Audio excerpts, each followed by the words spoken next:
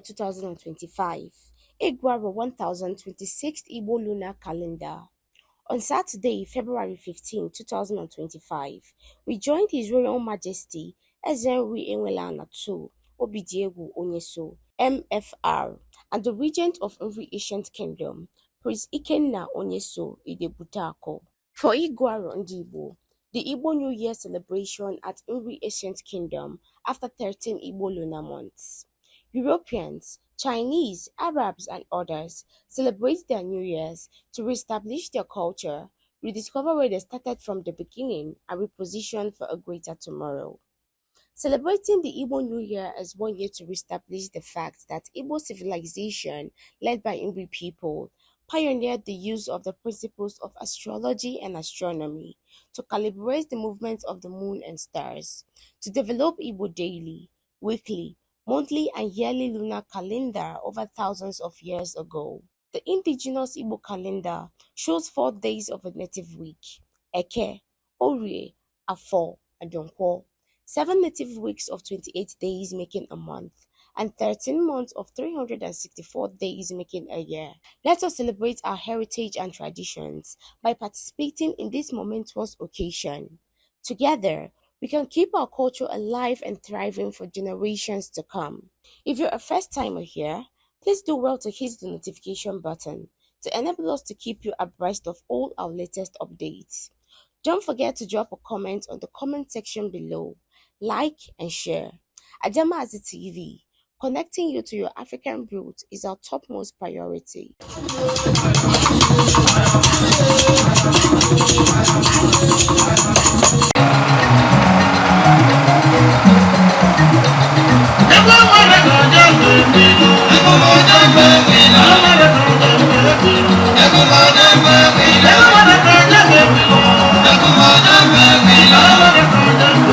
This is Adamazi TV, and today being the 15th day of February 2025, we are live in Nri in the event of Ịgụarọ ndị Igbo.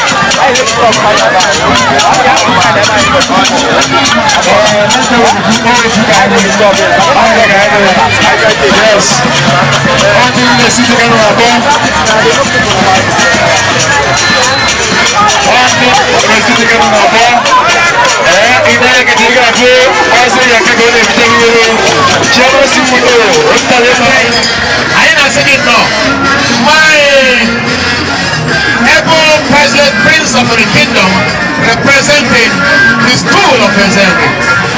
People in the past year, I went out and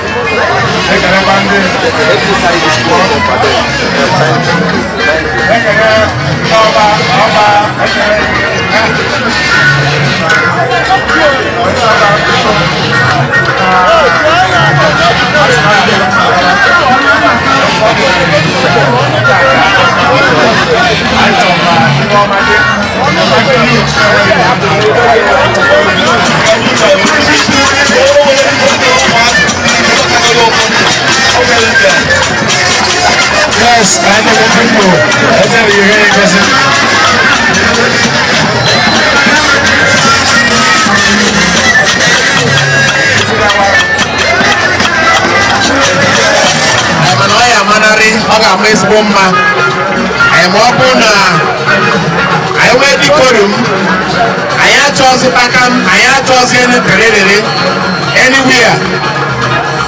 Thank you very much.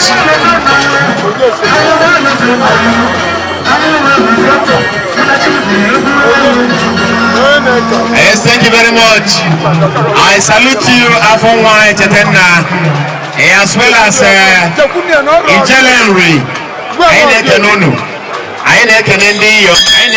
all the various villages here present. I am one day Omenana, Oladulun Nama, and this is here also. I follow this in Abua, I follow and various groups. I saw the line in the Manaha Jesus. And Aronoa 2025, Yamanari Lani, Naha Jesus. Also in Yanga, I salute you. Owulu, Namoni, I salute you. Is your ready, Bogu? I nekene. I follow Obioso, Nsange, Jenuoso. I nekene rine. I nekene, I nine. Piano Meme 2025. Ịgụarọ Igbo. I am a planner. I for very important personalities within us. On the Mono and I thanks and I thought it wise.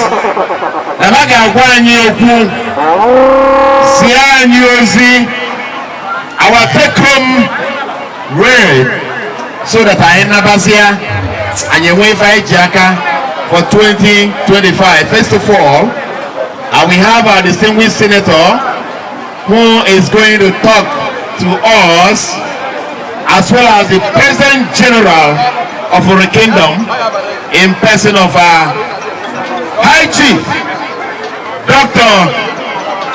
Oba Anayo Okafor, who incidentally was my classmate back then at the Richard Primary School. Yes, in the 70s, very back then. I never tiny name. I see everybody bikonu.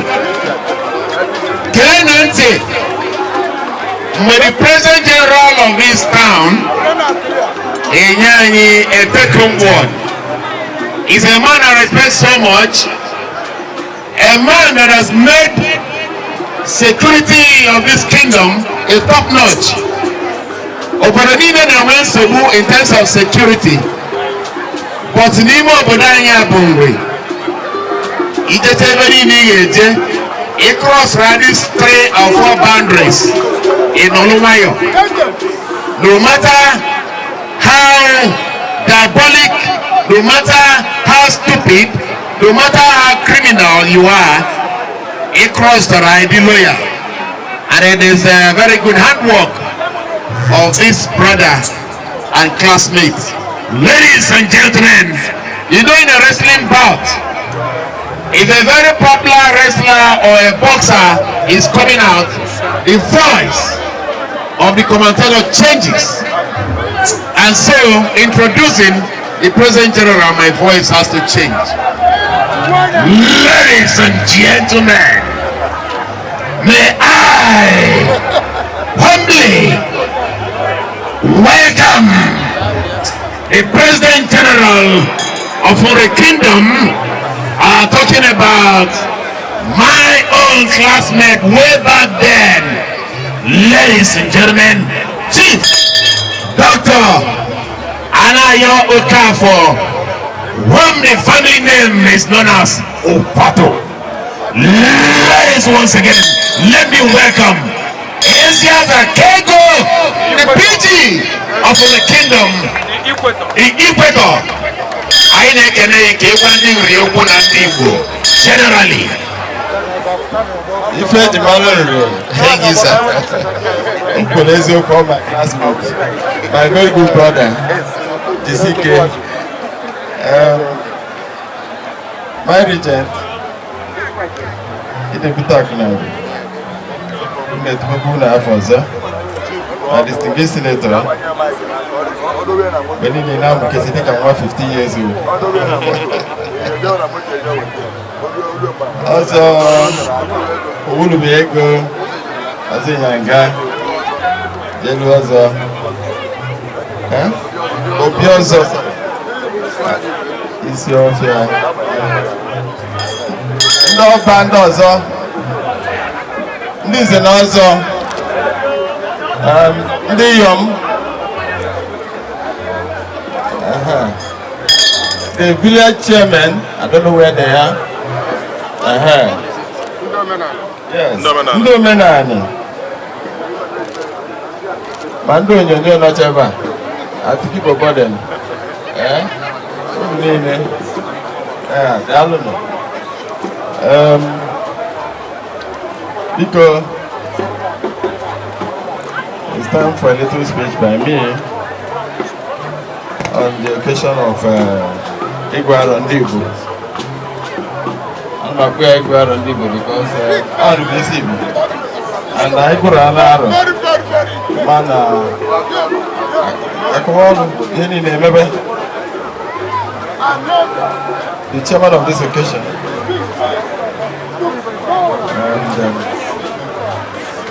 and members of the high table.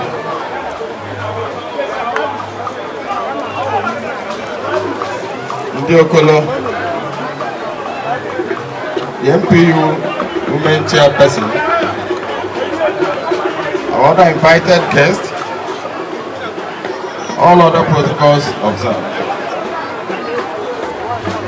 I welcome you all to this epic gathering, and I say thank you all for taking time out of your busy schedule to attend this annual event. We are gathered to celebrate Ịgụarọ ndị Igbo, marking the beginning of the Igbo New Year calendar.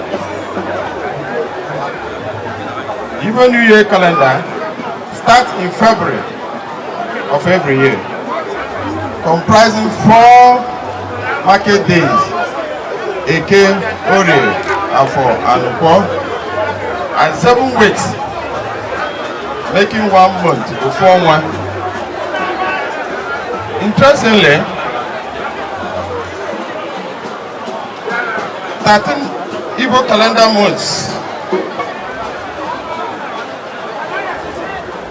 makes 1 month, makes 1 year.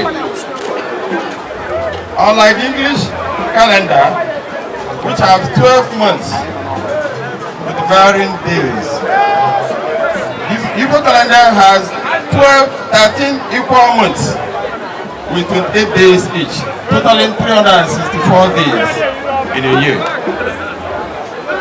Our calendar bears resemblance with the Chinese and Jewish calendars. Our ancestors, led by Nri, skillfully calibrated the movement of the sun and the moon for their daily, weekly, and yearly activities without error. Ịgụarọ ushers in the onset of year 2025 and the planting season. Under my leadership, as the President Executive of MPU, we will continue to strive for greater peace and unity in our ancient kingdom. We invite all Nri at home and abroad to join hands with us to develop our town, empower our youth, and take it to a greater level. As the president of the town, we will continue to support our traditional institution as the constitution of Igbo customs and tradition. We will collaborate with our traditional institution to increase publicity and visibility of this ancient Ịgụarọ tradition in our future celebration, to be better. We're doing it well, but we want to be better subsequently. I thank you all for coming. Long live the people of ancient Nri. Long live the people of Nri town. Thank you all. Thank you all.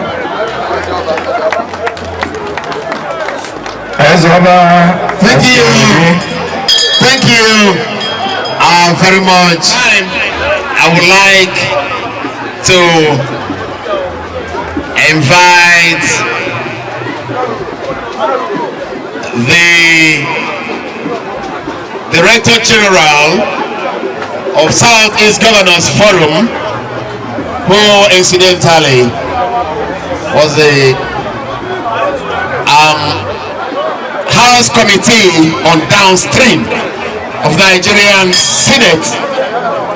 Ladies and gentlemen, may I welcome to speak to us in the language we understand. I am so delighted to be with you this evening. Ladies and gentlemen, let us welcome Dr. Senator. I'll call you doctor first because you were a doctor before you became a senator. You were a lady before you become a senator. Lady Doctor Senator Lilian Uche Ogudebe Ekunife Amalungiono. That's why I said Kaina Bata Iyom Oledo Ife Koledo. After speaking with us, she will go see members of the Iyom and then see members of also the kingdom. Iyom, you can just speak to us. The PG. There's a mabo. Noba and there's an also and all the village chairmen and in the all the groups. Our regent. I'm very excited to be here. I'm happy to be one of the participants in today's very glorious outing. First of all, I would like to congratulate you for upholding and stepping into the shoes of SMV and for maintaining the culture, the tradition, and the norms of this good community. I'm equally happy that peace has finally returned to the town. So many years back, I didn't see the regents and the PG together. But today, here we have the regent seated. We have the PG seated. We have the Mabua, Noba, and in the Ozo in one place, just to celebrate this year's Ịgụarọ. I'm always very proud to be the wife of this community.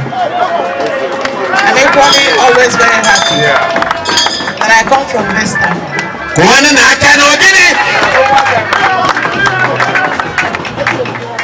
So I make an onyo buna. Regent time. Our regent is one of the youngest regents. In Nigeria today. Yes, one of the youngest regents in Nigeria today. And he's doing very well. All he needs from us is support, prayer, solidarity, and whatever we can to ensure that he sustains this palace. I will always be here to support you. You know that. Yeah, man. And I will always be here also to support the PG. We have a PG that is quite responsible. At least what Kevin did very well, our last PG, he did fantastically well. And I'm happy that he also handed over to someone who can sustain what he gave him and where he stopped. And also to build on what he met on ground. And Kenende Mzemabua for being here, Noba, then Zenozo, and all the village chairmen and their wards for their supportive role in ensuring that this palace continues to strive. So on that note, I want to thank you again for giving me the opportunity to speak and to express my happiness, my gratitude, and my appreciation to all those of you that are not from the town, but we have you here to support what we are doing. May God bless you all. No bit or you turn on that by it this way. What do, because I know it was so rigorous to organize this. I don't easy.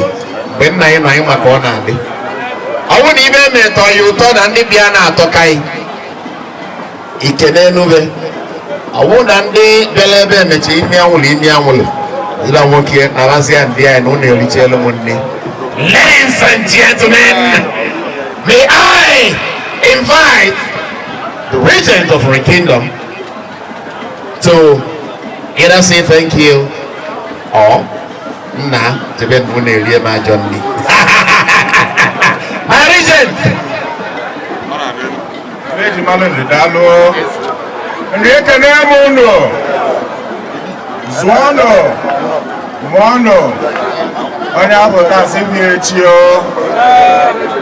Most distinguished. I am wondering, I need to be here. You call it. I can agree in it. There's a working mono. Our able PG. Abaza, Iborani or Zagi. As in the one apoko, all the village chairmen, Ekenemono, Nampani na Ibala, Nainchani Neka, all that.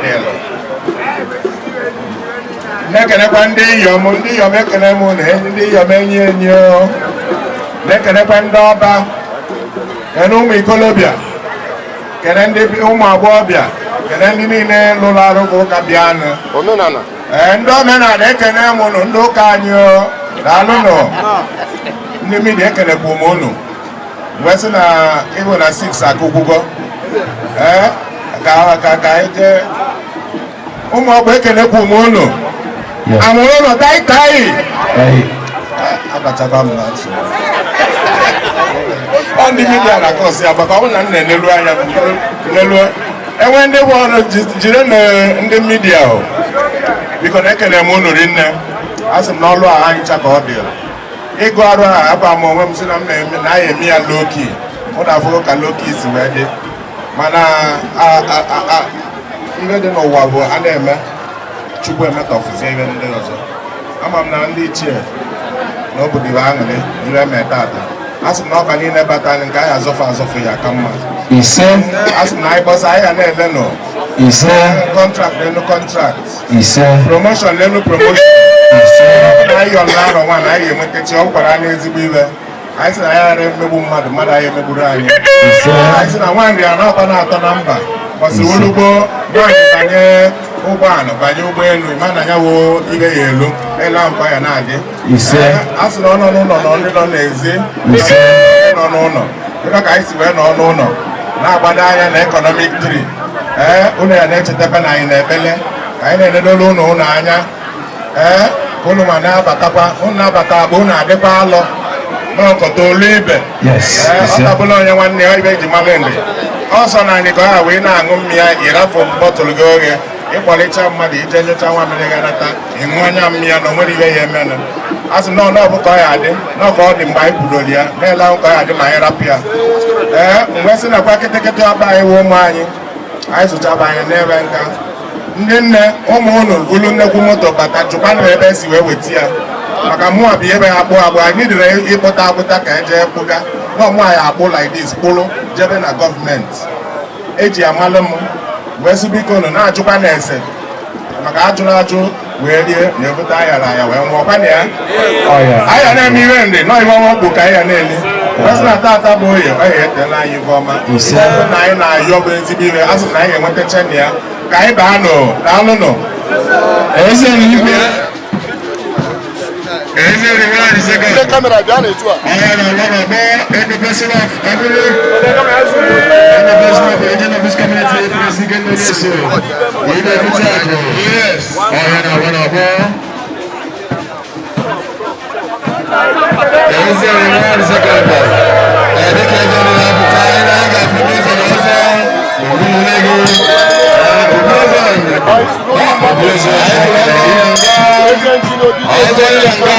JP. Adama Oil and Gas. Ahamadike Levia. This is our Dominicus. Immigration.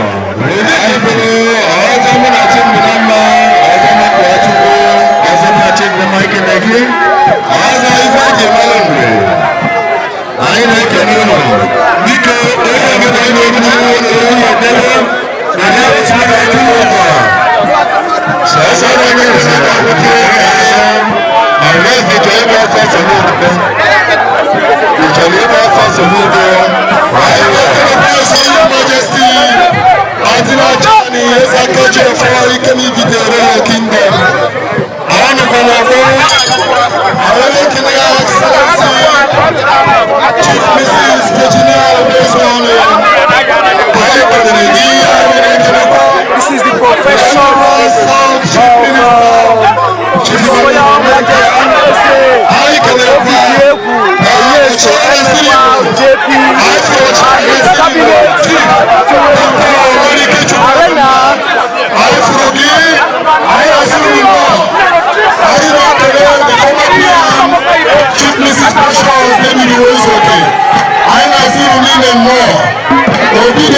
Adamazi TV is bringing to you live in Nri, the event of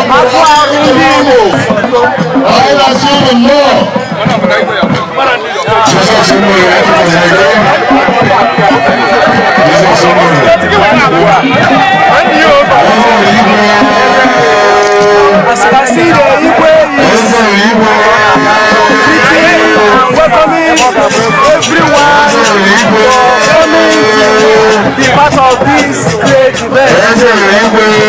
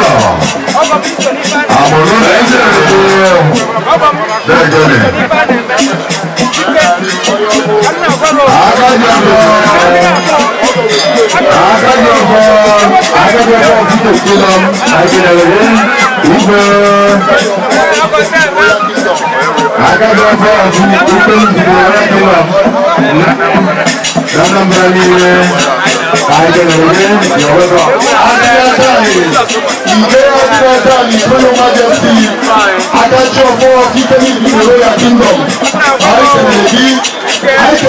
Excellency, TPC, especially on this one. I can this also need when they came about the Ochana Siribo. I forgive Chief Marike Chukwudemma all the way from Delta State. I was singing more. I make a Chief Emmanuel Menka. I forgot Mandanine Sowara, Imo State. I from Chais Women no. Etunu Sibia Padezen, Remobosi Ketata. Obide Woneso. Eze reward second. Oye Brukane me Ibeze. Oyabo. Oyabo.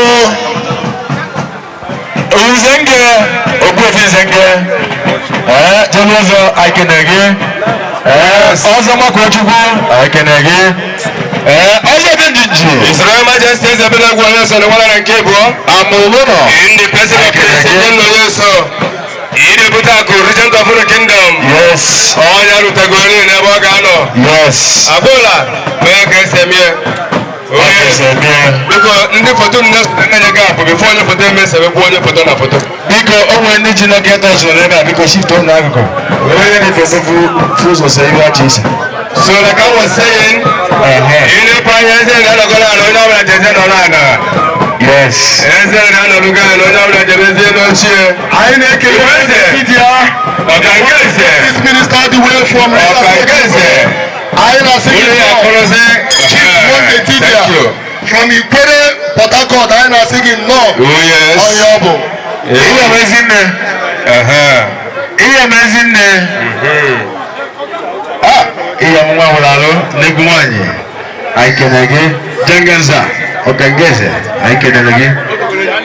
Ọjọ́ egwu ka na-eme. Anyị kelekwa Prọfesọ Michael Mbaji, the former PM from Abia State. Anyị na-asị unu nnọọ. Anyị fụrụ unu nnọọ. Yes, anyị kenere unu. Agbụrụ ichie. Ichie. Ozi ya nga. Owulu ego. Nze nge. Jeru ọza na nze. Anyị kene unu. Anyị si na ọ ga-adịnata unu mma. Oh yes. Owulu bụla ego. Nnekwu. Aka ji ọfọ. Igwe. Anyị kenere gị. Jeru ọzọ. Ị na-ebute akụ. The regent. Anyị kenere gị. PLC. Oh yes. Dịka o si wee dị, anyị ga-abanye ozugbo na the culture. Anyị ga-abanye mmemme anyị dị maka ya wee nọlụ. Yes. Anyị anabatago Eze Nri in the person of Prince Ikenna Onyeso, Idebute Akụ of Nri Kingdom. Idebute Akụ, anyị kenele rinne. Kene jelu ọzọ na Nri. Tifunzewa na-egolomo. Anyị na-ekenekwazi Owulu ego. Daddy, anyị na-ekene rinne. Ọzọ ịnyanga, anyị kenelu. Akajiọfọ brọda na-ekene. Anyị si gị nnọọ rinne. Anyị na-anabata n'ụdị pụrụ iche. Isi ọbịa dị Igbo egwu. Isi ọbịa anyị kenele. Obi ọzọ n'obugo ọgbawa. Anyị na-ekene. Eze anyị mmiri n'ala ugwu. Anyị kenele unu. Anyị si n'ụdị eje. Iji na-agba ego. Anyị kenele. Anyị si unu nnọọ. Anyị na-ekele Bishop Gregory Asegbu. Anyị na-asị gị nnọọ. Anyị na-ekelekwa Igwe Patrick Nwankwọ Dunukosi. Anyị na-asị unu nnọọ. Anyị fụrụ unu. Anyị si unu nnọọ rinne. Anyị wee na-ekelekwa Innocent Odo, the Chief Minister Anambra Central. Anyị na-ekelekwa Peter Neme, Chief Minister Anambra North. Anyị si unu nnọọ.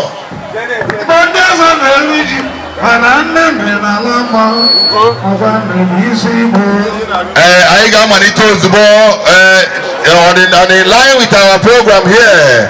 N'ịga n'iru n'emume nke anyị ga-eji merube mbọ stata.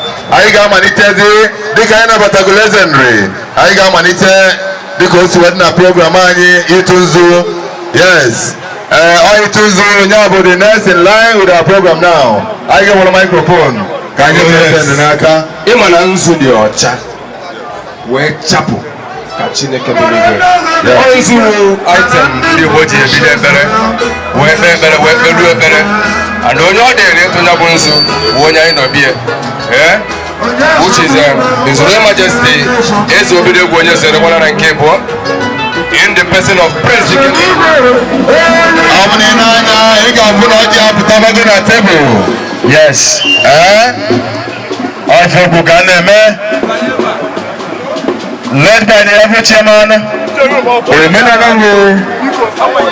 Omenala nri niile, omenala Igbo niile. Ị na-anya ị ga-afụ na anabata n'ikem. The chairman bụ onye anyị mara amalụ. Nwoke nwere obi salịsalị. Ihe ọba egwulera. Ofu onye ọrụ na-asị ọmụ. Ihe ọmala ebe echi. Ọmụmụ nwanyị na Prince Ifeanyi Chukwu Onyeso. Ihe nwanyị nara. Aka ekpuchi mmadụ okwe. Ihe na-anya gị bụ na ọ na-abata omenala nri niile ọ na-abata.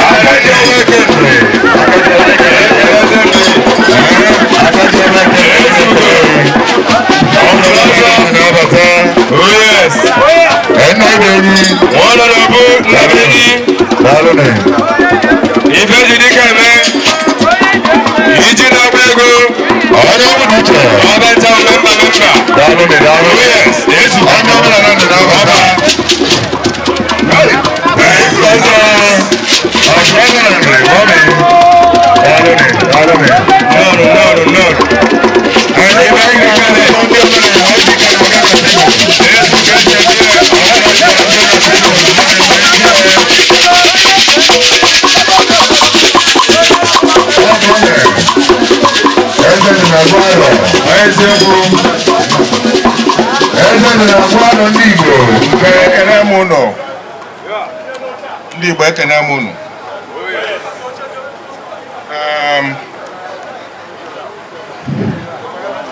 Asị m na tata bụ oye ga-eyetela anyị ife ọma na anyị agụgokwa arọ na omentụka ka anyị na-eme agba sị na ọkpa niile bata na nke ya afọ ya ka mma ise anyị si Igbo bụ Igbo ife ọma ka anyị na-ayọ arụ ike ogologo ndụ na ụmụ anyị adịkwu anyị zụchabeghị n'anyị nka ise agba na-asị Chukwu okike ya meela anyị amara n'ife ọbụla anyị na-ayọ bụ ezigbo ibe na onye emezugoro anyị ya ise wee sị na ndị dolu ya nọkwụnụ na onye nọrọ ga ọfụrụ ga ụmụazị akwụkwa na udene kobi ya anụ na o nwekwana elebe anyị dị vava mana amaka ọdịna anyị na-asị onye ọbụla ga-anataba n'ọgwa ebe a ka ọ dụbido n'ebe ka ọ ya agụ ekwuche Igbo adị mma anyị wee sị na onye bụ nzu ka m ji n'aka na-ele nzu si dị ọcha na otu a ka ụbọ ya adị ọcha nekwa ndị niile si ebe tela aka wee bịa azụ m unu ya analụ ndị si unu baibai asị unu nnọọ ise agba sị na-ekwe ji ahịa eketa ata anya bụ ji etiri anya na ana nnekwu ibe apụta na ya unu mara ibe mere n'ịlọ mmụọ gara aga nke ya eme na nke ya adị egwu ise sịkwana onye ahụ taa si bịa echi ise ogologo ndụ arụ ike ise enwe onye o nwego dị na arụ tata dị ibe na Chukwu Okike atụchafịa ise arụ agbashi onye ahụ ike ise karịa enwe ike a na-eku Metusela na akwụkwọ nsọ ihe a nọ 200 nọdụ mana nọdụkwa na arụ ike ise na ya adị ise na oye bụta ya na nkwọ ya na anụ ụbọchị na anụ n'elu ka anyị ya na-ama anyị bụ Igbo enwe ibe anyị eji anyị enyechi anyị ya na-arụ anyị nwesị na ọ gaghị obube ego ibe ọ dị mmamụ nwafọ na anyị enwetacha na ya ise mana ọkwa na onye enye anya ibi ya ise anyị kpetakwana ya n'ebele n'ọkwa ebe ka unu ya eweta unu ewegakwana ya n'ebe nke ọzọ ise na anụnụ a na-atụkwa aka ebe a sekụba aka ị na-ebute akụ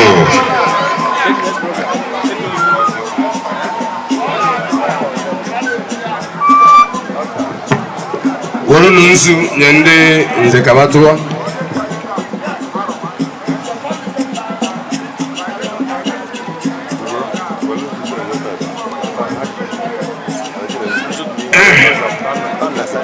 okay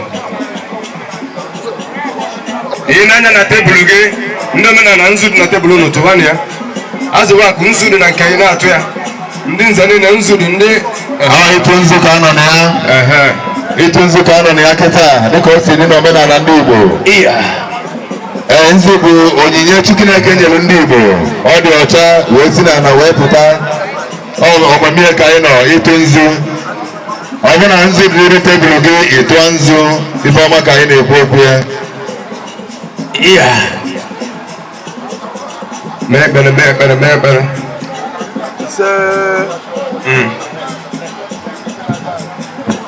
ọ bụ na atụrụ gị nzu eze dị ga-awa ji ozugbo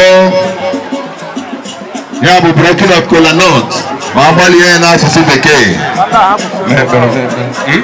Elvie, delu, ka anyị na-esi eso ka anyị na-esi eso thank you, God bless you daalụ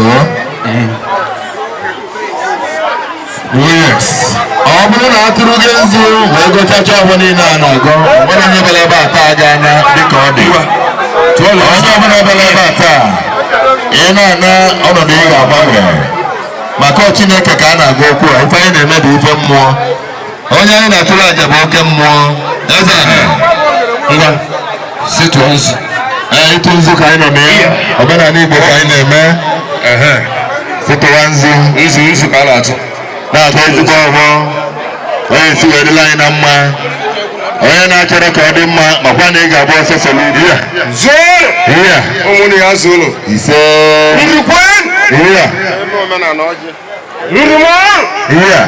Igbo niile kwezu ụlọ eze nri enwe na ọjị ịba ya sị ya ọjị eze dị eze n'aka igwe ka ọjị gaa ije ọjị eze dị nwere anị over to you ndị na-ekene m unu Igbo ekene m unu ọjị abịa nọ anyị enyedugo ndị nze ma bụ ọjị chele anyị eji nwayọ maka ọ bụrụ na emetere nke ma na iwe metara m ọjị ebe dobe ya n'ala ka m nwere nke nri enwela ana wele nke onye na-edori ya ime aga inyegokwa owulu onye owulu sipalaji ka apanye owulu bụ ego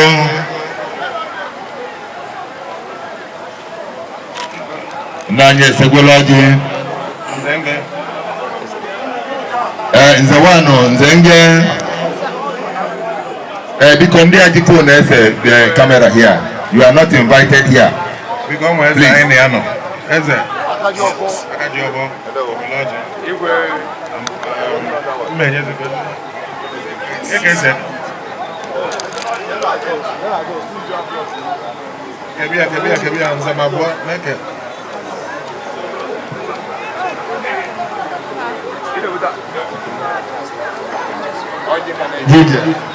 Aji kana jije diko si wadi no mena ne ya.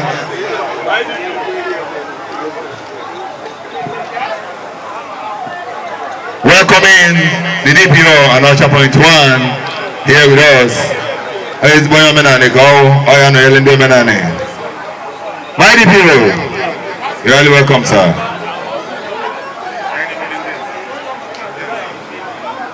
Point 1 I na because onye ji phone say pụọ ka ndị mmadụ na-afụ ihe a na-eme. Biko onye say nya pụọ ka ndị mmadụ na-afụ ihe a na-eme.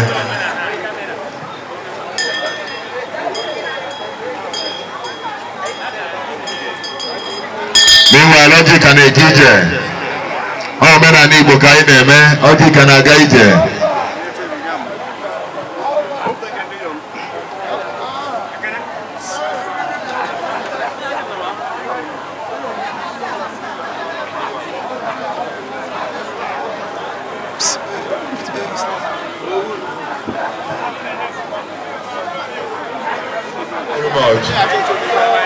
I want to Her Excellency Chief Mrs. Virginia Obezwan of the PN Internal Government, all the way from Owerri.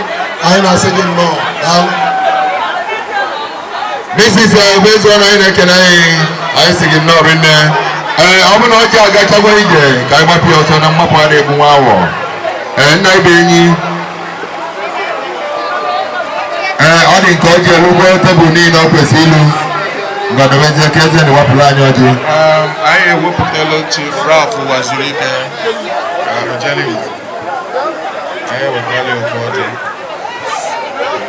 I recognize the Oreri community here with us. I can alone. I go for Jindoreri. I can alone.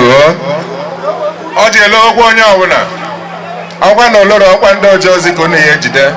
Nambacha Biva and Mera. Makano, I have to go to Wadoji. Kedi? Enokuya?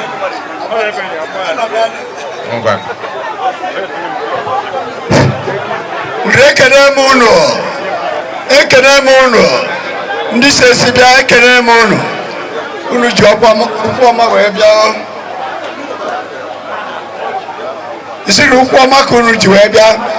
Unu ede na town ya jiku kwa mayana abeze ndikai no ebe wena abofala awena sina ndo mmadu niile Ịgụarọ wena sina ndo mmadu niile oya na wankenye pene adire boss also fukeko awesi rupunu jiwe ebe ebe na okwo maka o ibe ọma ya emekuru unu tata uno pechata na gora na CS lulu tele Nri guaro una chikwa ya bobore chiwere kosiru garo awena siru do adulo mo ainine oya na wanda ebene na jise ke na ndo adrebo ile ni ne bele ba na me ke nu no fuku njiga ko ni ejina lewo nsowo ona awena si Chineke ya biko abia ko woloje ogozi enye owanya anya ta ni bi Jesus Christ enwanyi o ogbano tie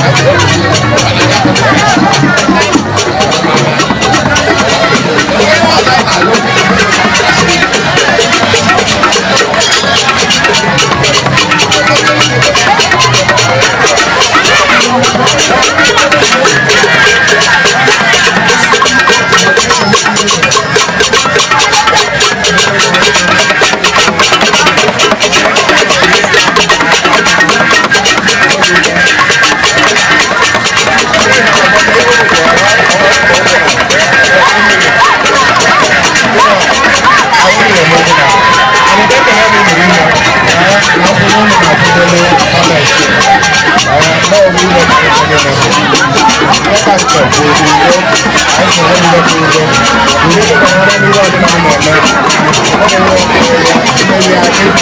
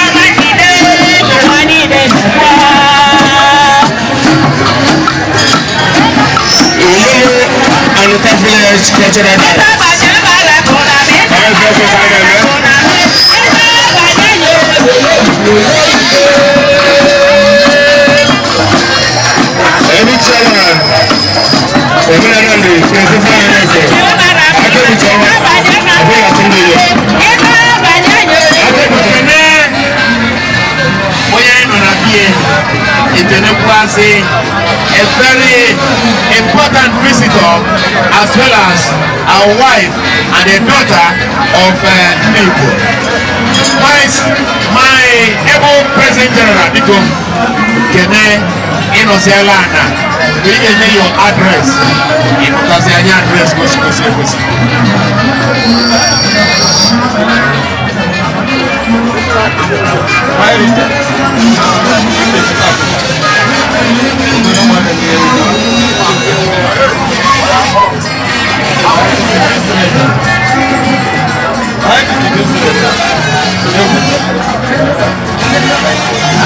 I don't want people. Not because it's been here. So what?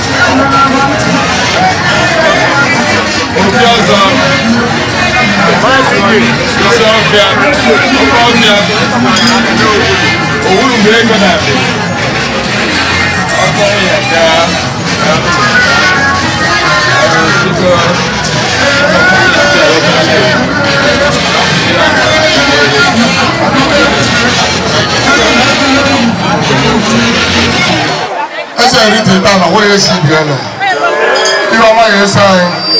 As a Igbo, Happy New Year! Biko kanya ndị nze na ọzọ ka ba sụọ ọfọ soli bi ele.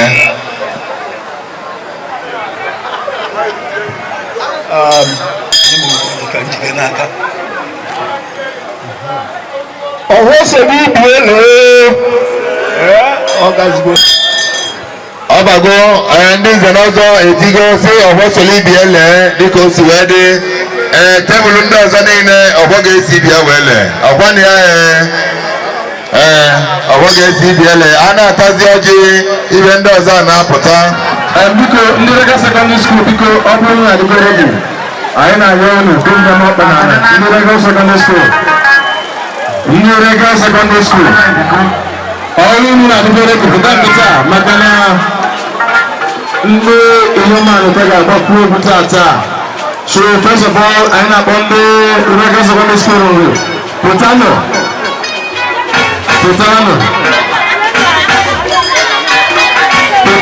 I'm not on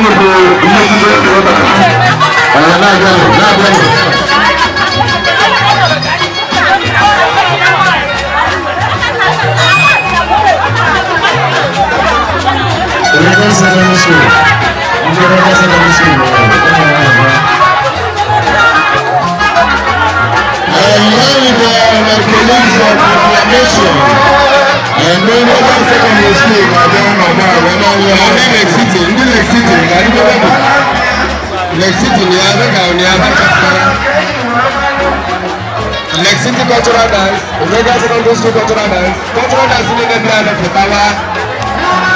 Oshimbo Potawa no Potawa no Gaino Nani before them. Manakira did not like them.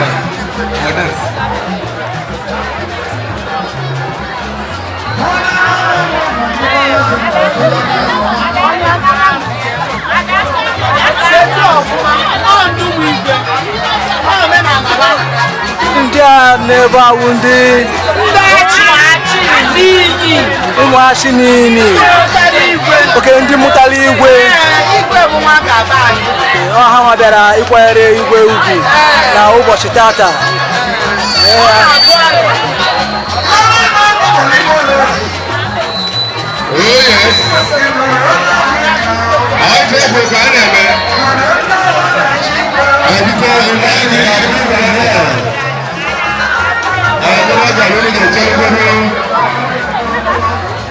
In line with our program here, the next in line the proclamation of the New Year by His Majesty, Executive Igbo New Year, Executive II. The proclamation of the New Year by His Majesty, Executive II. Every represented here by Igbo himself.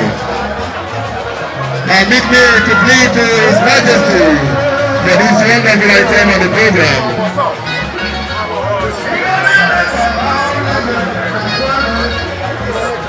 Anyị ga-agbalite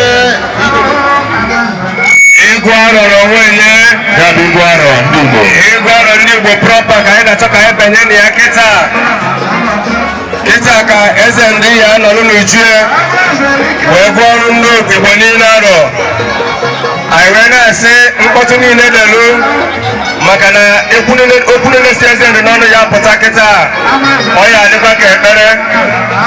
Biko mkpọtụ niile delu His Royal Majesty Eze Obidegwu onye usoro nwana na nke abụọ Eze Nri in the person of onye usoro ihe ka anyị ga-ebute akụ ka anyị nabata agbada before ọgụgbara anyị arọ ka anyị nabata ndị agbada anyị na-abata nụ. Ka anabata ndị agbada anyị na-abata. Ọ bụrụ na anya ị ga-afụ agbada anyị village Nri ka fa na-abata afụrụ m mmiri obi Nri. Ị na-anya ị ga-afụ ebube igwe akọ mmiri. Batabanụ ndị agbada anyị na-abata. Biko ị na-anya gịta ị ga-afụ na agbada anyị village na-abata right now. Led by the chairman in the person of Mmiri.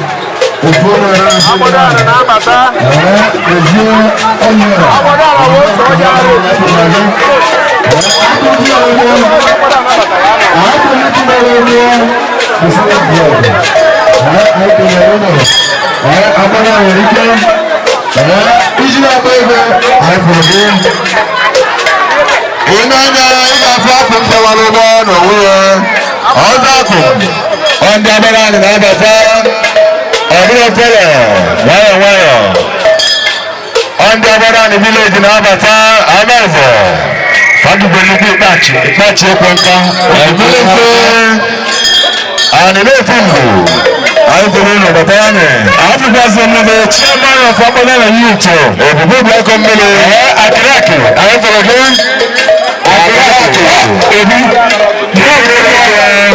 n'oge ẹgbẹ̀fẹ̀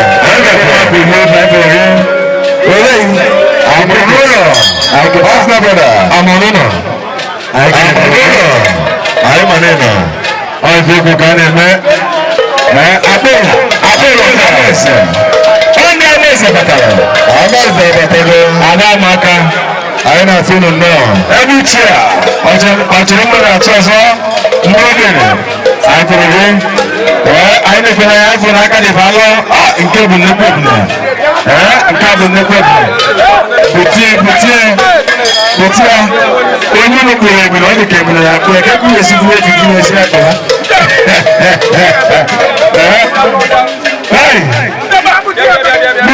ha butie biko na-enwe n'iwe na ebune na akpụ onye unu nwere ya n'aka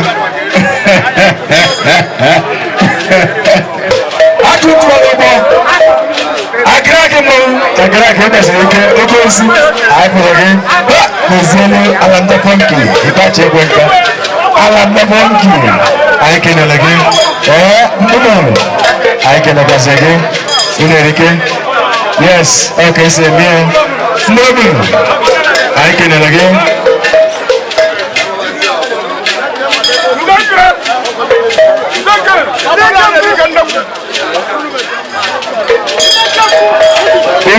mmiri. Onye ga-adị aka mmiri iji na-agba kash. Iji gbara kash. Iji na-agba ego. Iji gbara ego n'ụlọ ego. Eki mekwa ya. Mmiri obi mmiri. Mmiri na ọ na-ekele ya. Abada mmiri obi mmiri ọ na-abata n'ọgbọ. Abado, ọsọ esi mee.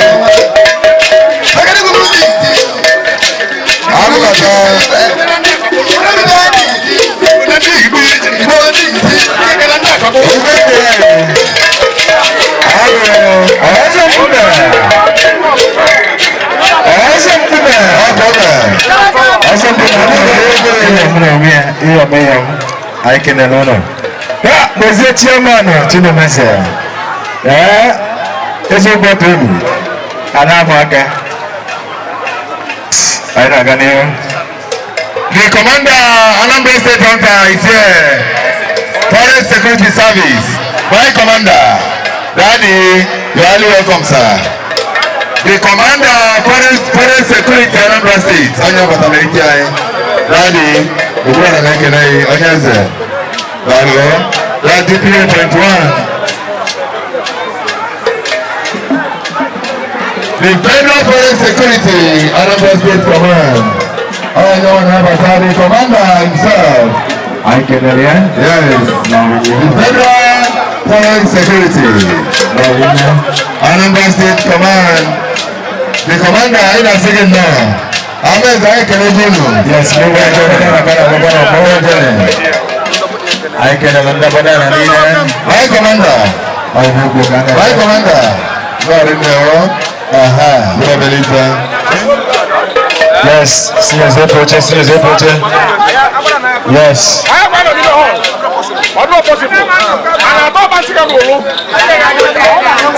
Oh yes.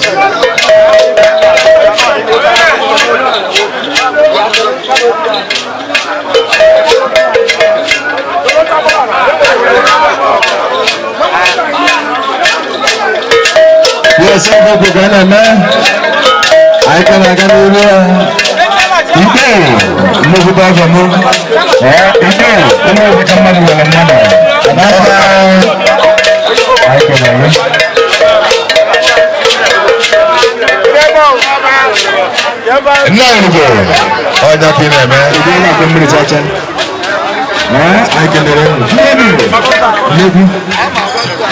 Yes. My name is Yoga. Yes, thank you. Yes, the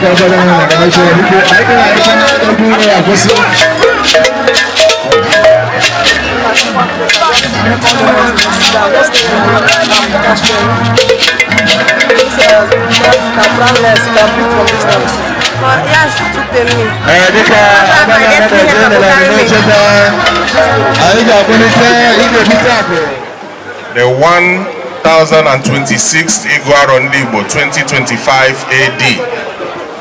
Address from Igbo Nri, delivered by the Regent Prince Ikenna Onyeso, Idebutaku Nri. With great pleasure in my heart, I, Prince Ikenna Okechukwu Onyeso, Idebutaku, the Regent of Ancient Kingdom, on behalf of His Majesty Ezobidegwu Onyeso, MFR-JP, Nri II, the custodian of Igbo culture and tradition, keeper of Ofo Igbo in the Igbo ancestral homeland Nri, and the supreme head of Igbo traditional religion.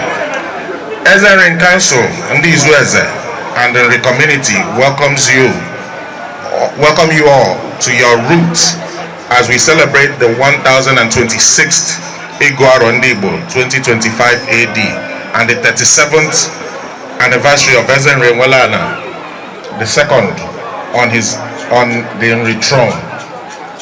Some may wonder why it is the divine mandate of Eze Nri to proclaim the Igbo Lunar Calendar.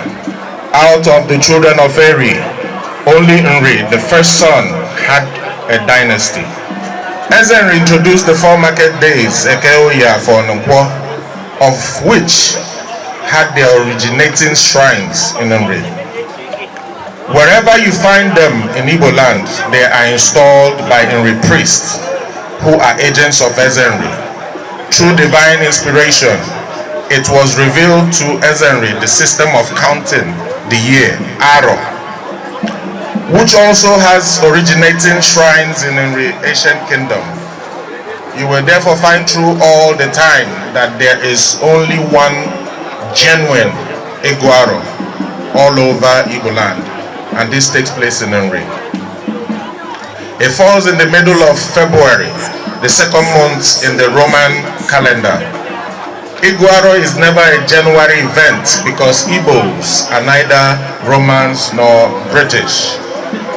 Any Ịgụarọ celebrated out of the scope as initiated by Ezenri and his anthrogens is fake. Nri is a street of gods through which all who die in Igbo land pass on to the land of the spirit. While welcoming you to this holy city of Nri, we must not fail to remind the world of the contributions of Nri civilization to Igbo nation. Nri through Ezenri gave the Igbos also title taken to assuage the ego of accomplishers.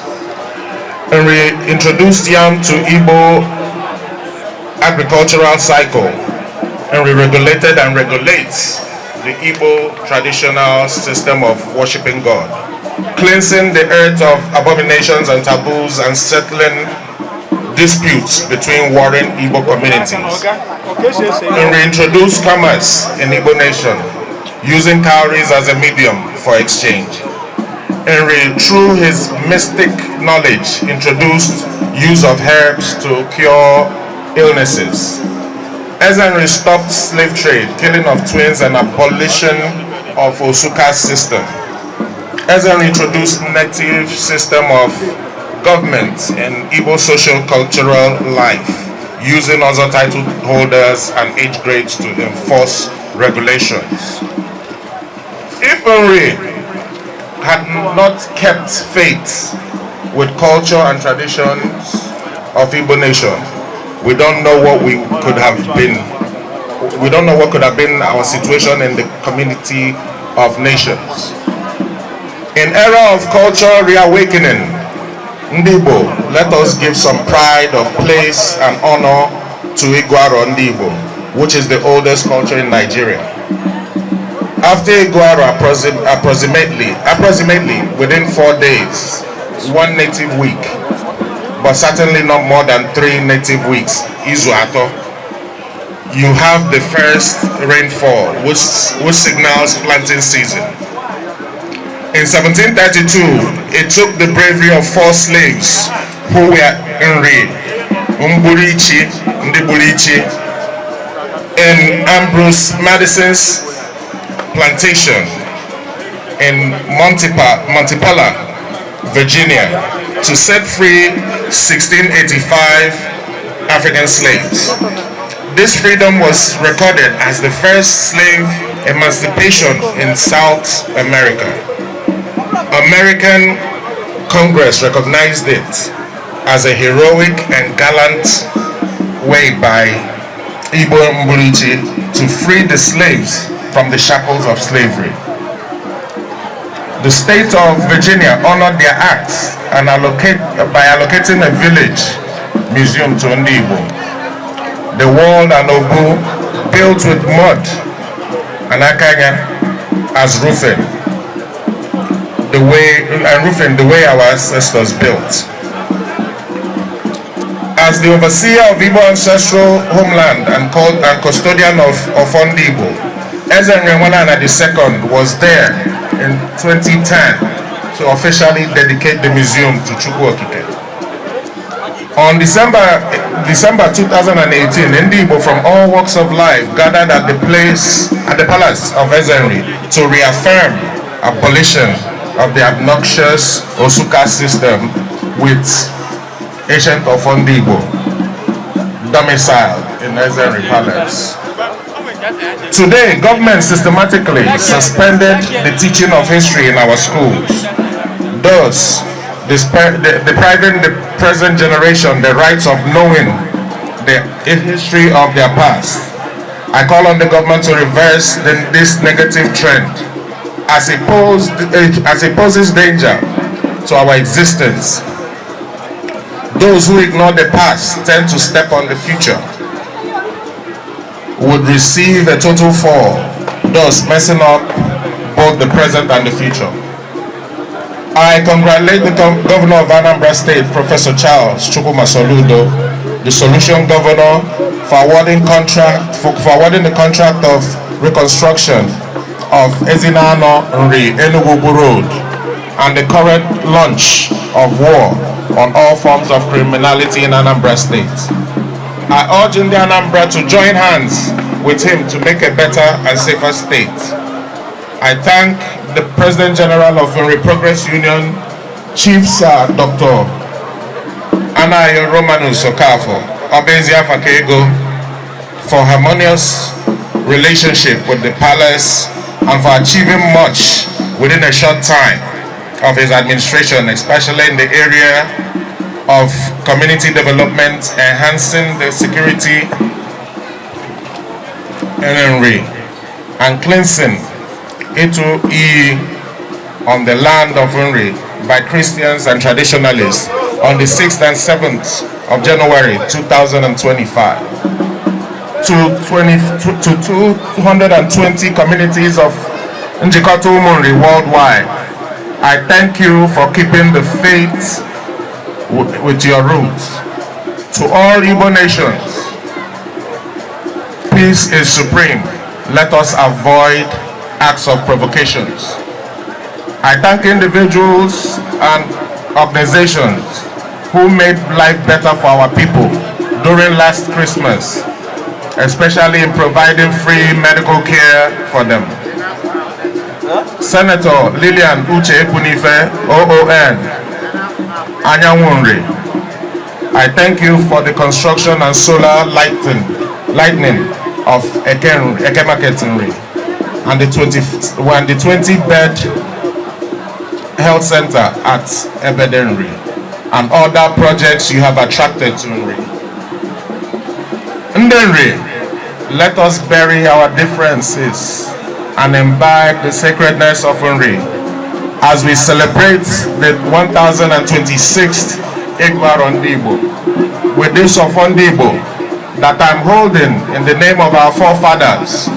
I call on the Almighty Creator to open your eyes and make you absorb with your minds from this Ịgụarọ and go forth hereafter and tell the story of your forefathers with pride and boldness. As you experience Nri culture today as it was in the old, Nri will continue to uphold the religious head of Igbo nation. As I reenact this ancient and ritualistic proclamation of Igbo New Year, I hope that by the time you leave Nri today, you would have noticed the difference Nri makes in the cultural time clock of Igbo nation. Johnny Mercies back home, thank you for coming. Happy New Year. Prince Iken Onyeso Idebutaku, on behalf of His Majesty, Nri Obido Igbo Onyeso, MFR JP, Nri Nwalan II.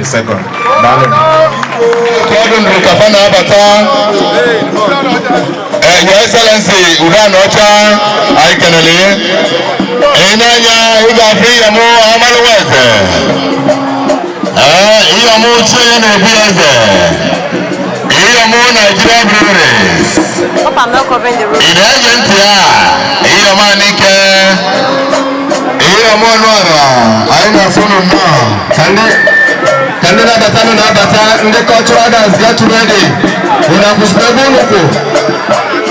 In the cultural dance, when I was Peboloco. Get ready. In the Batano Batasso,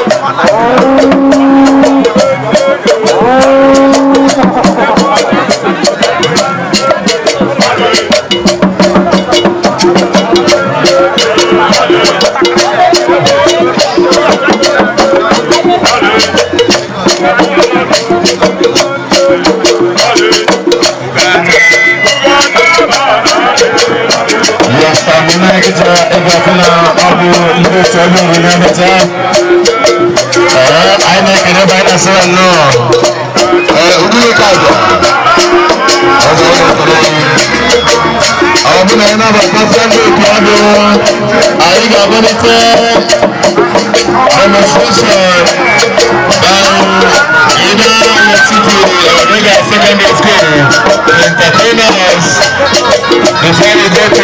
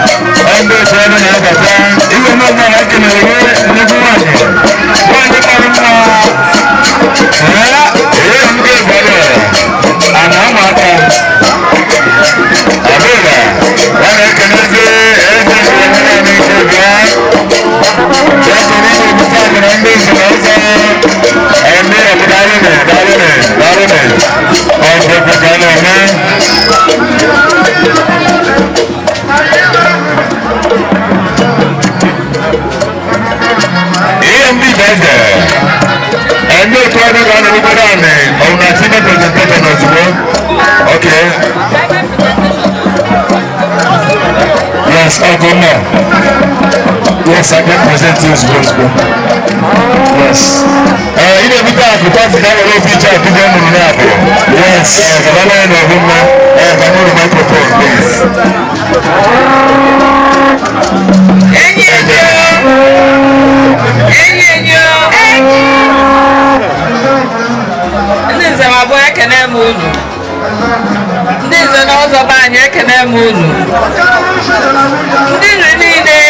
otu ọdụ na-ekele unu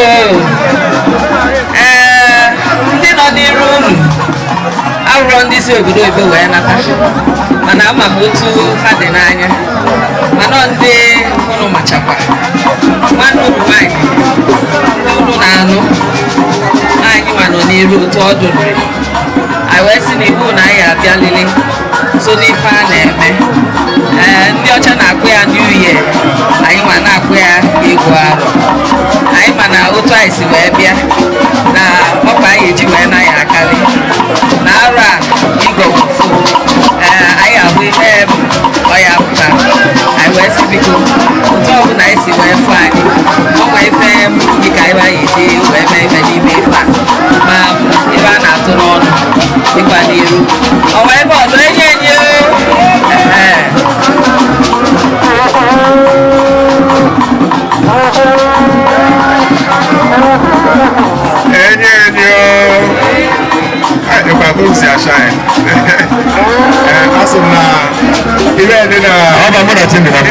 envelope ori kekwe anyị atụwakwa anya mana anyị ji ngaji na akpa mana anyị si n'ụlọ ya dị ebe m si weweta mmaji elewe unu nọ ụmụ unu ya na-enwere nri megide ụlọ nka ụmụ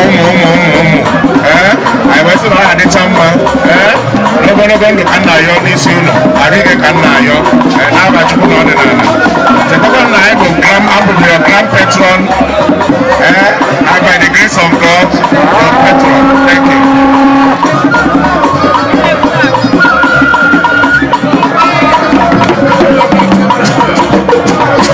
Yes.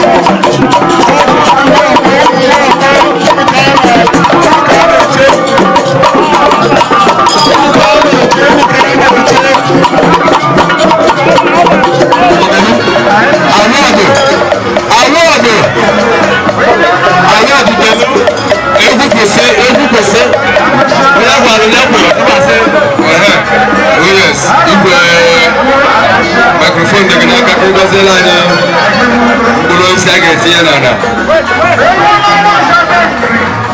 Afuma chelu Afuma. Jangan silakan.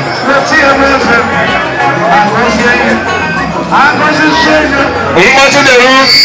Ese ke gaziela ni. If I do my business.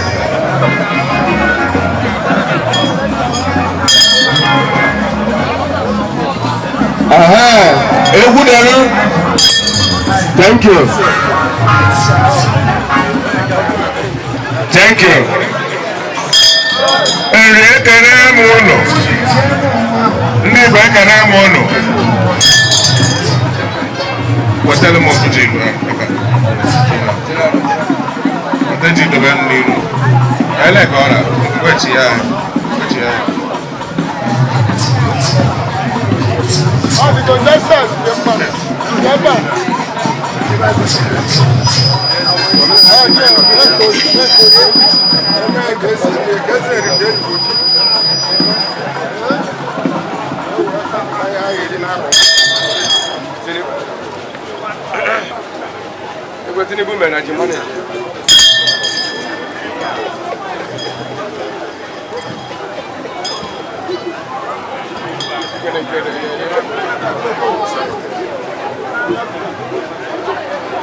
Ọkwa ji dị m n'iru.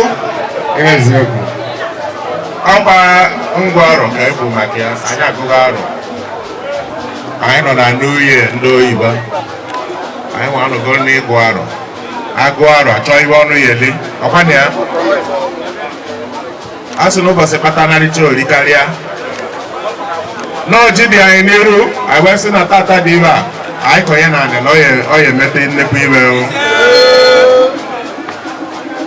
Unu enekwe n'anya na ji ya pempe n'anya mana ihe ọ ya metụta ya dị egwu. Unu bata n'ịlụ mmụọ unu ya sị ọzụkwa ji dị ihe.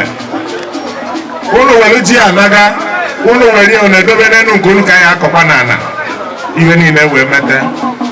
Nwesị na arụ a 2025 o nwere ibe anyị bụ ndị Igbo ya ayọ anyị alak. Ihe ọbụla anyị yọ na anyị enwetachi ya. Anyị bụ n'aka nile anyị abụ na mma o. Anyị bụ n'aka ebe na ọ ya abụ na mma. Anyị si ihe adọghachila anyị aka mgbenwe nọ n'iru ka ọ ya ahụ. N'okwu ọbụla agbara anyị lift ka anyị nyere anyị. Nọ Igbo ka anyị bụ ebe ọ bịara arụ ya na-adịla anyị mfe. Ụmụ anyị ya adị anyị tụcha abanye na anyị nka. Nsị nakwa tata dị ebe a tata bụ oye. Anyị na-asị na ọjị anyị yetela anyị ibe ọma. Ọ ya etekwala anyị ụbọchị eke. Yetela anyị ụbọchị nkwọ. Eteziela anyị n'isi mbọsị ewu ụbọchị eke. Ibe ọma ya dịrị na anyị. Ụkwụ unu ya eji wee na ụkwụ njibịa nke unu ya eji wee na ya aka nụ mma. Sị na maka ya mara na anyị ncha niile n'aba Chukwu na ọ dị na ana.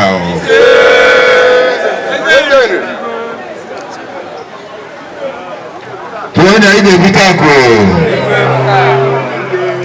Ide bitako mwako. Asali buruburu.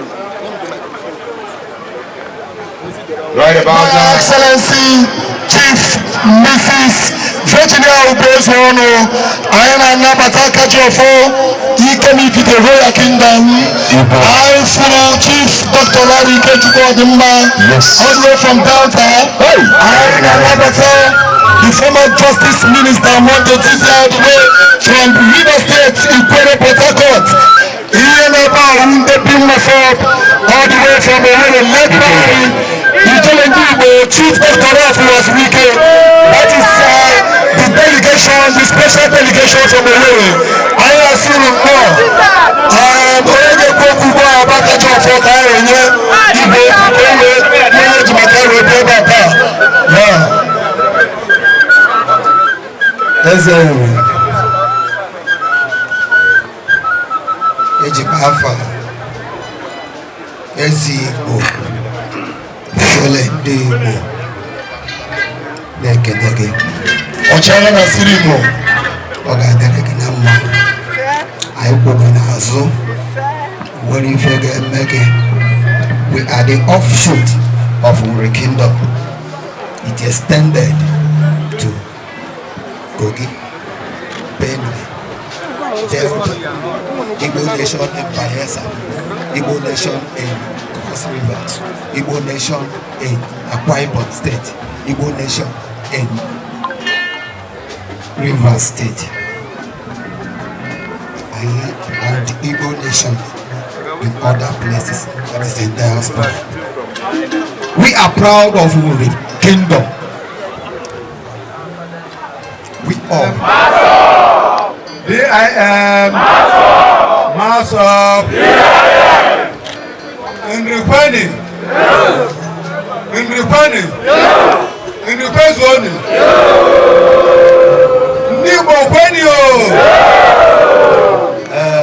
Nneke n'onye ọbụla bịala mmemme ngwaọrụ ndị Igbo. Obi dị m anwụrị maka na ndị be anyị kwuru n'okwu n'oge si n'aka nna waipa n'aka nwa. Anyị bidoro ibe from n'aka onye so Ogudi egwu edemala na nke ịbụọ ọ ga-aka m abụrụ eze mana today Chukwu nna mego m bụkwala eze bụla aka jọgọ from Ikemibute Royal Kingdom. I am proud to say that I will be a member of Bimasop, like Ezebala or Esabo Obidiego. Normally, if I not Pandigo, Nicolotto Macandigo, Sinandigo man of Nori.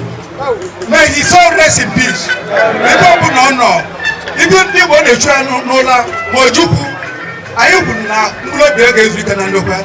Moro, Manabamuro. I know that about the TTI. I'm going to laugh at now. Who chief, Dr. Ralph was linking. You tell Andigo, Okama, one of Africa, where's the time? Ibia, Solu, Guaro, Ndigo. I can go to my neighbor, I could live over and above my hand or no case.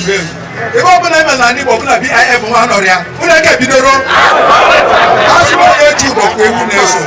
I am booking myself with Judo. Muscle, Moka, Muscle, and this one steady can catch you.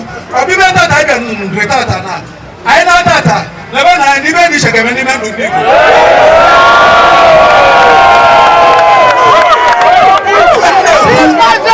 And you offer my community, you can be there.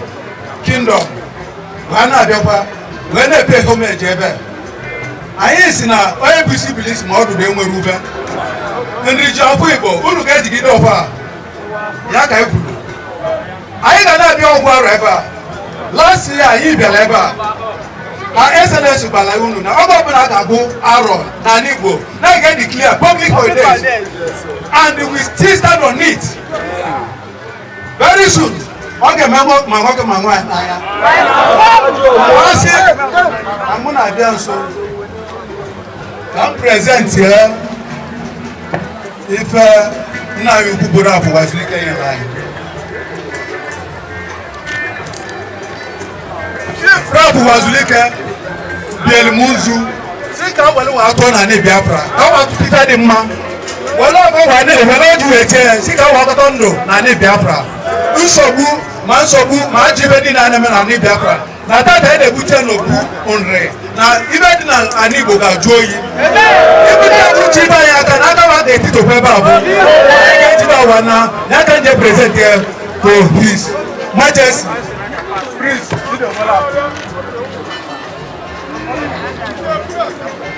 okay, Biafra.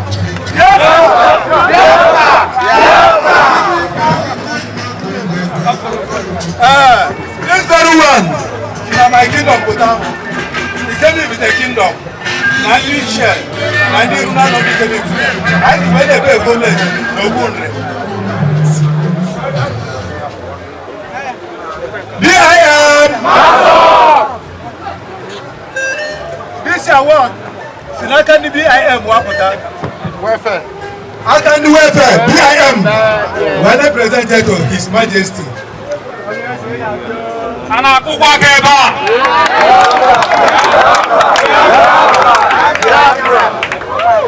D.I.M. Masop. How come I got there? Then the funny. Igbo funny. That's a funny.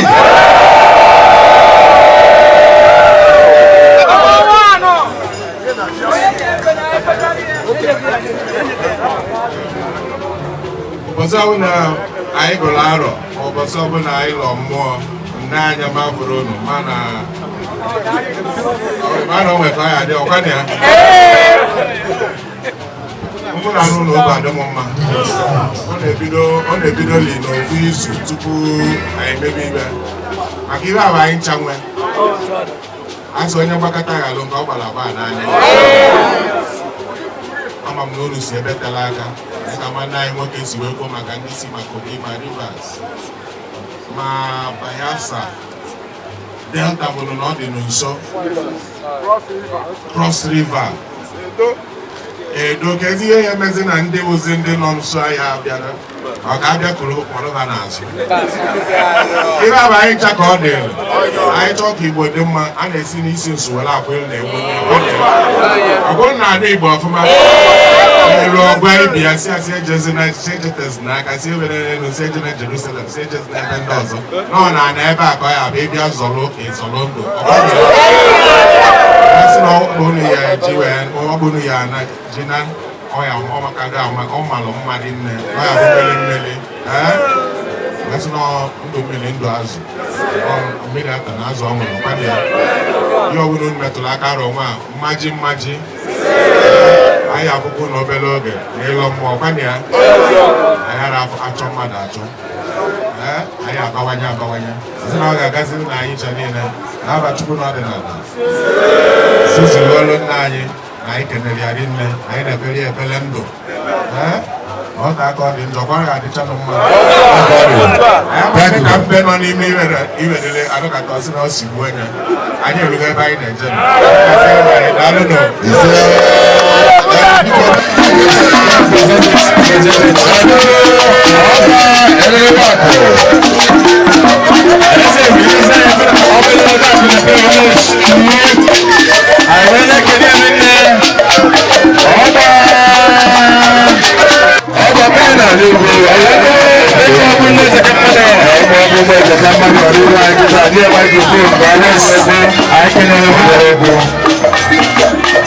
Yes, I'm going to do the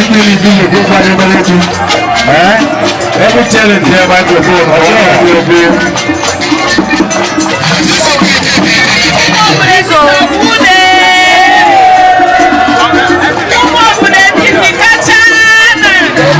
Are you okay?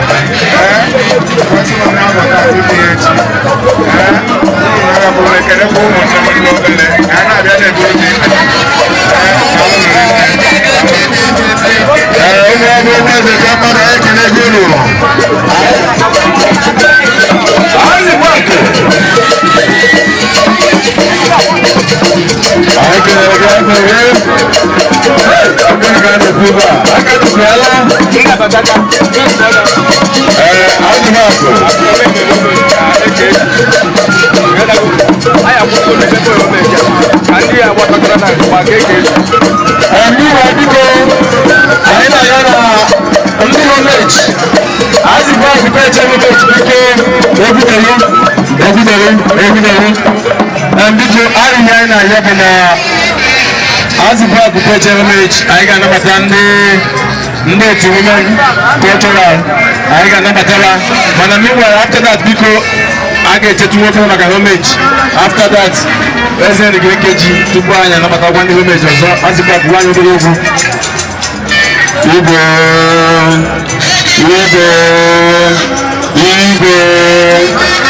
That's all I got. Oku mo di ju afọ. Asimo na mma abia. Na mbia pay homage. Wana ni yoku ogudo wo. Iye mu tata, o pala sia na mo yo tata. Na nna we je mba na je ni Igbo. Nye ni ari me. Na mi le sinu na nna we nju obo o pala sia. Na nna lo lo Igbo o pala sia. Na nna mere omenala o pala sia. Ezero Igbo ti na Igbo n'ezo. Ọbịa kwuo. Wepụtago n'obodo na-abọ. N'anya otike. Ngozi mba. Mmadụ ete ka dibịa gbara m n'aba. Na mma abịa na gịnị? Ya pe ewe meji. Ya kenye ya. Mgbe m na-akwado ana m arụ ọrụ ka m ọrụ oyibo. Onye eze resaịnịrị m akwụkwọ. Nta na m eji egwu akwụkwọ si m rafụrụ ọgwụ niile. Ka o wee kenye m wee tinye m aka n'obi maka mgbe mba n'obodo. N'osi mba na m na-abịa. N'ụlọ ikwu m na ibe m na ezinụlọ m. Biko, wee sị ka anyị eruo ndị a wee mee gịnị? Wee sị na ebuna akwụ aka ndị na-eke ebunebe wee sị ka anyị eruo a wee mee gịnị? Wee mepee ewe mezu.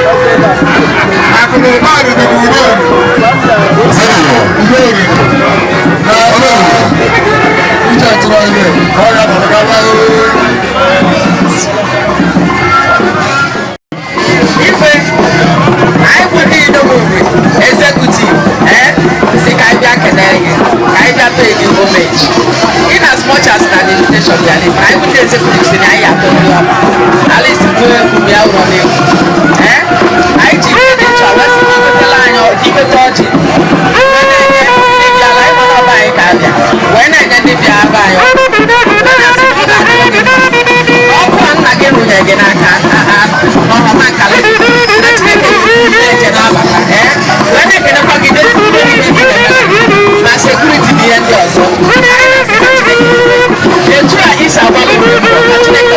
ezinụlọ gị n'aha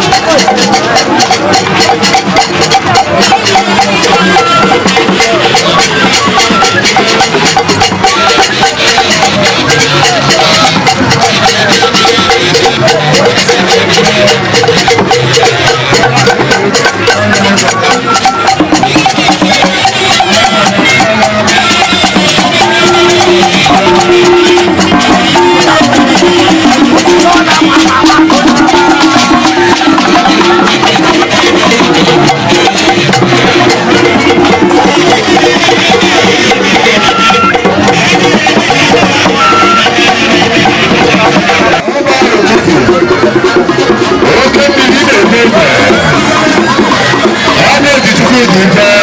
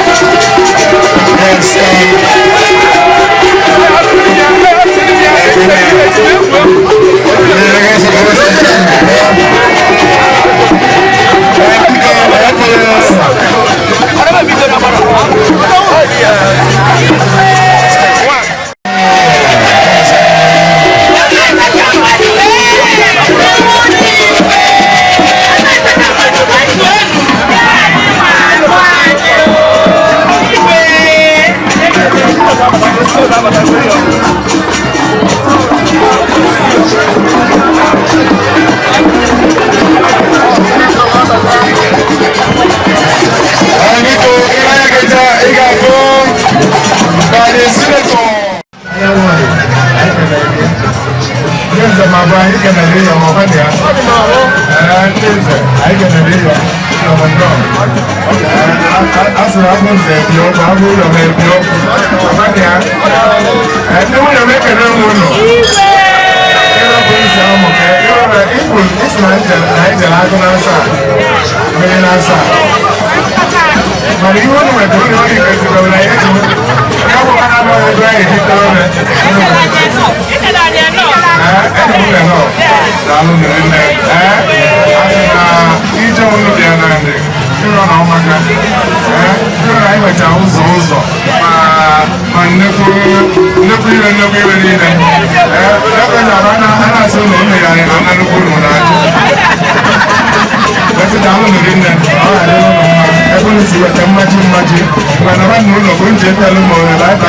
I